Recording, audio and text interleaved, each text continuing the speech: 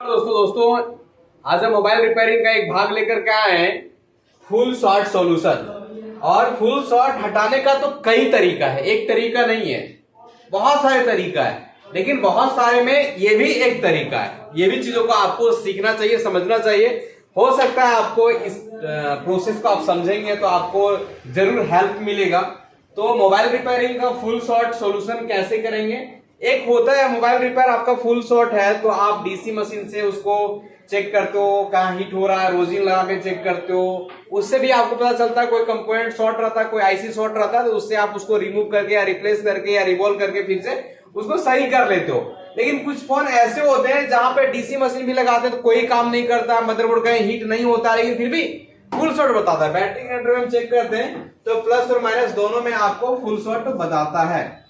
तो दोनों में बीट करता है, इससे मतलब फुल शॉट है। लेकिन हम डीसी मशीन लगा रहे हैं, डीसी मशीन आप जानते हैं फुल शॉट हटाने के लिए बहुत सारे लोग अपने अपने रिक्वायरमेंट के अनुसार सेट करते हैं। हम 4.2 वोल्टेज और 5 एम्पियर सेट करते हैं शॉर्टिंग को क्लियर करने के लिए। ये करके और ओसीपी और ओबीपी वाले ऑप्शन को बंद करके शॉर्टिंग को क्लियर करते हैं। लेकिन कि ये भी फेल हो जाता है, उसमें आपका फोन हीट नहीं होता है, कहीं कुछ पता ही नहीं चलता, लेकिन फुल शॉट हटता नहीं है। तो उस समय आप क्या करोगे, कैसे हटाओगे, कैसे समझोगे? बहुत बार ऐसा होता है कि फुल शॉट हो गया इधर का लाइन तो वो अटैक नहीं कर पाता, वो हिट नहीं हो पाता है, या कभी कभार हिट नहीं होता है, ऐसा भी होता है। तो उस कंडीशन में फुल शॉट हटाने का एक ट्रिक है।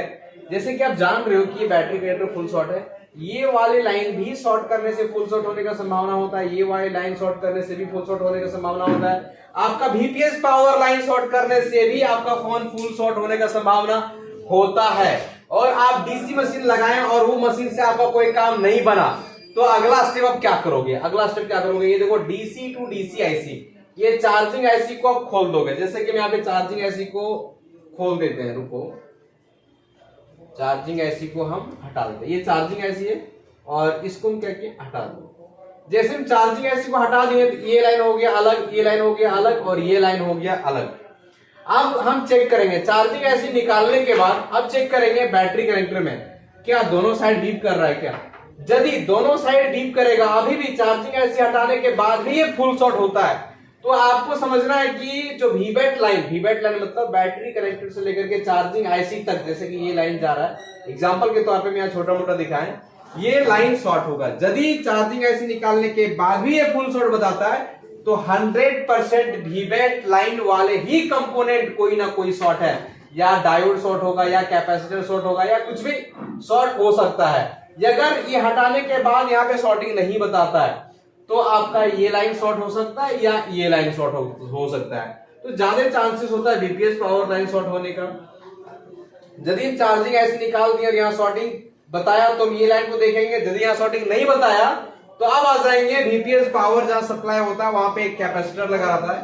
कैपेसिटर का प्लस पॉइंट में चेक करेंगे कि क्या कैपेसिटर का प्लस पॉइंट तो बीप नहीं करना चाहिए, वो रीडिंग करना चाहिए। यदि वो बीप किया तो हम समझ जाएंगे कि चार्जिंग आईसी के पास VPS पावर जो सप्लाई हो रहा है, VPS पावर ही कहीं ना कहीं शॉर्ट है।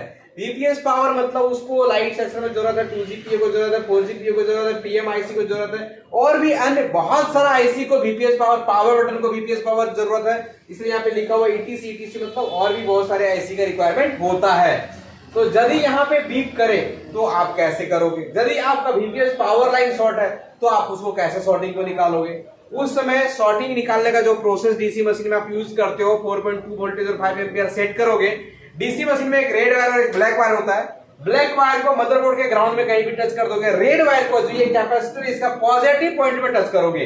इससे क्या होगा? VPS पावर में डायरेक्ट वोल्टेज सप्लाई होगा।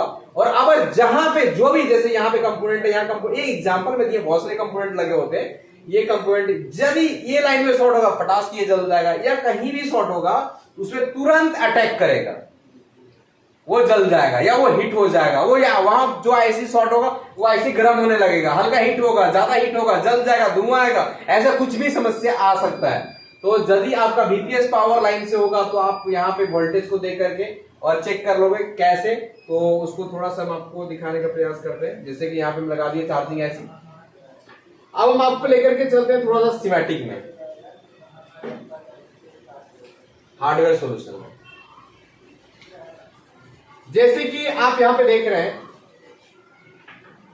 आप यहाँ पर देख रहे हैं, ये मेरा बैटरी कनेक्टर है, ये मेरा चार्जिंग आईसी है, यहाँ मेरा VPS पावर सप्लाई हो रहा है, दिख रहा है क्लियर आपको। यही मेरा चार्जिंग आईसी VBAT लाइन है, ये VPS पावर एरो लेकर के छोड़ क्यों दिया है, क्योंकि जहां जहां VPS पावर का रिक्वायरमेंट होगा वहां वहां सब जगह जा रहा है। और ये मेरा चार्जिंग आईसी है, चार्जिंग आईसी में वोल्टेज इन हो रहा है, देखो V-बस लाइन इन लाइन। यदि ये आईसी को खोल देंगे तो ये भी अलग होगा भाई साहब, ये भी अलग हो जाएगा और ये भी अलग हो जाएगा।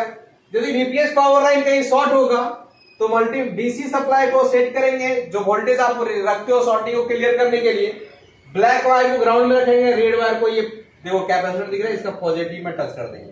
VPS पावर कहीं भी कोई भी सेक्शन में शॉर्ट होगा तो वहां पे वो कंपोनेंट हीट होगा या वो कंपोनेंट जल जाएगा और या फिर वो एरिया में हीट होना शुरू हो जाएगा। यदि आपको पता चल जाता है डायरेक्ट तो ठीक है, नहीं पता चलता है तो रोजिन का इस्तेमाल उसके बाद आप करोगे। दोस्तों ये एक ट्रिक है कि यदि डायरेक्ट आप नहीं हट पा रहा है, यहाँ पे डीसी मशीन को कनेक्ट कर रहे हैं, शॉर्टिंग नहीं हट पा रहा है, उसमें आप ये आईसी को खोल करके और चेक करोगे। ये आईसी खोल दोगे, उसके बाद शॉर्टिंग है तो ये वाले कंपोनेंट शॉर्ट होगा, बैटरी कनेक्टर का, VBAT लाइन का। यदि आप आईसी को खोल दी, यहाँ शॉर्ट नहीं होगा तो इधर का लाइन शॉर्ट होगा। ये सब मतलब ये चार्जिंग आईसी, मुख्य आईसी, ये भी आईसी शॉर्ट होने से आपका बैटरी कनेक्टर फुल शॉर्ट बताता है। ये एक ट्रिक है फुल शॉर्ट हटाने का।